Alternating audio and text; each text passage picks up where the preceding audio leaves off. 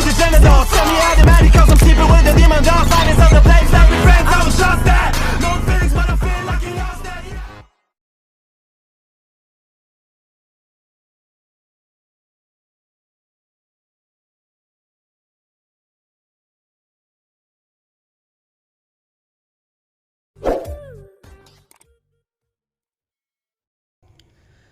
Bismillahirrahmanirrahim. Assalamualaikum warahmatullahi wabarakatuh. Oke teman-teman, kembali lagi di channel kita tercinta ya, channel pengusaha muda. Karena di channel pengusaha muda ini kita membahas segala sesuatu budidaya ikan air tawar ya teman-teman. Oke, di kesempatan kali ini saya ingin membahas tentang budidaya ikan mas ya, agar dapat berhasil dalam budidaya ikan mas. Karena sebelumnya kita sudah berhasil di bidang budidaya ikan gurami ya teman-teman ya. Jadi di video kali ini saya ingin membahas tentang keberhasilan budidaya ikan mas ya. Apa aja syarat agar dapat berhasil dalam budidaya ikan mas ini ya teman-teman. Oke, yang pertama itu di faktor lingkungan ikan mas yang baik ya teman-teman. Faktor lingkungan ya.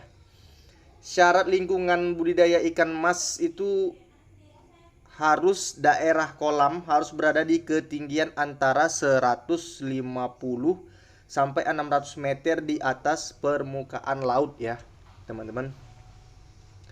Lalu untuk suhu air kolamnya berkisar di 20 sampai 25 derajat Celcius, dan untuk di pH airnya di angka 7 sampai 8. Oke, untuk sistem kolamnya ya harus dengan air yang mengalir atau air yang dialirkan langsung dari sungai. Airnya itu harus bergerak atau bersirkulasi ya teman-teman. Karena memang ikan mas ini hidupnya di air yang mengalir. Jadi memang ikan mas ini membutuhkan kadar oksigen yang sangat tinggi. Itu perlu diketahui dulu. Oke, tadi yang pertama syarat untuk kondisi lingkungan ya dan suhu air ya, lalu pH air. Lalu untuk selanjutnya agar dapat berhasil dalam budidaya ikan mas ini yang sangat penting juga ya, yaitu benih yang berkualitas teman-teman ya. Benih yang berkualitas itu menunjang keberhasilan budidaya ikan air tawar apapun ya. Maka dari awal video saya itu saya jelaskan juga. Pertama kan kita main di gurami ya, itu di gurami pun harus benih yang bagus, yang berkualitas. Lalu di ikan lele pun benih harus yang bagus, ikan nila pun bagus, ikan emas apalagi ya. Memang harus kita cari benih yang terpercaya. Kalau kita belum mendapatkan benih yang terpercaya, lebih bagus kita tidak usah budidaya ikan ya. Lebih bagus tidak usah budidaya ikan. Oke, setelah kita mendapatkan benih yang berkualitas, lalu kita cek lagi benihnya harus seragam. Karena benih yang seragam itu menunjang keberhasilan juga, atau menunjang keseragaman ikan ya, agar ikan itu tidak ada yang ketinggalan terlalu jauh dan dapat besar dengan merata. Lalu kita cek juga ya di ukuran benih harus, kalau masih pemula kita harus mengambil ukuran benih 10 cm sampai 12 cm di bobot berat 100 gram ya teman-teman. Karena besarnya benih itu pun mempengaruhi keberhasilan kita dalam budidaya ikan air tawar ini ya.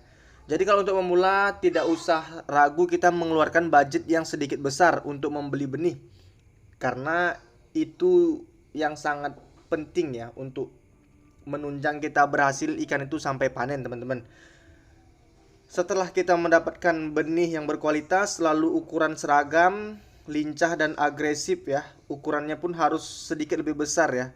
Kecuali kita sudah terjun di budidaya ikan itu sudah ada basicnya atau sudah ada pengalamannya sekitar 1-2 tahun dan berhasil terus, baru boleh kita menurunkan benih yang lebih kecil lagi ya teman-teman ya. Jangan pertama mulai kita udah membeli benih yang terlalu kecil. Itu angka kegagalannya sangat besar ya. Lalu nggak lupa juga kita pada saat pembesaran ikan emas ini ya, kita harus memberikan vitamin dan probiotik demi meningkatkan daya tahan tubuh ikan ya. Karena vitamin dan probiotik ini sangat diperlukan ya untuk budidaya ikan air tawar ini. Karena kan kita tidak bisa mengetahui secara pasti kualitas airnya mengandung zat asam terlalu tinggi atau tidak. Walaupun kita memiliki pH air atau pengecekan yang lainnya ya, tapi tetap aja kita terkadang bisa terselip lah, ada aja angka kematian ya teman-teman. Jadi demi menghindari hal seperti itu ya, kita harus memberikan vitamin dan probiotik itu untuk ikan kita ya teman-teman ya. Oke, kalau untuk probiotiknya atau vitaminnya itu saya sudah share juga ya di video kita sebelumnya yang tentang budidaya gurami itu ya. Itu dari produknya, vitaminnya dari Booster ya. Di situ sudah sangat lengkap, vitamin, proteinnya semua di situ sudah sangat lengkap untuk mencegah penyakit juga teman-teman. Jadi itu harus seimbang ya teman-teman ya. Nggak cuma kita mendapatkan benih yang berkualitas aja, ukuran seragam ya, tapi nutrisi ikan itu harus terpenuhi juga. Lalu untuk selanjutnya yang kita hindarin itu di hamanya ya teman-teman ya. Hama ikan ya. Hamanya itu apa aja yang perlu kita kenali dan kita ketahui ya teman-teman. Sebenarnya hama-hama ikan itu ada di telur kodok ya. Ada di telur kodok. Itu sangat mempengaruhi untuk kelangsungan hidup ikan-ikan kita ya. Karena kencingnya kodok itu dapat menyebabkan racun bagi ikan kita. Jadi terkadang kalau kita tidak mengerti di situ kenapa ikan pada bermatian ya.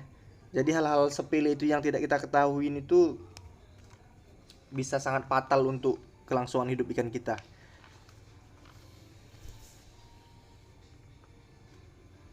Jadi kalau syarat lingkungan ini tadi sudah kita penuhi semua ya teman-teman ya. Terutama syarat lingkungan ya. Ikan harus, kualitas air harus bagus ya. Suhu air harus bagus. Jadi setelah semua ini kita, syarat-syarat utamanya setelah kita lakukan dengan baik, mudah-mudahan pasti berhasil ya. Pasti berhasil. Karena kalau kita tidak memahami pasti akan gagal ya teman-teman ya.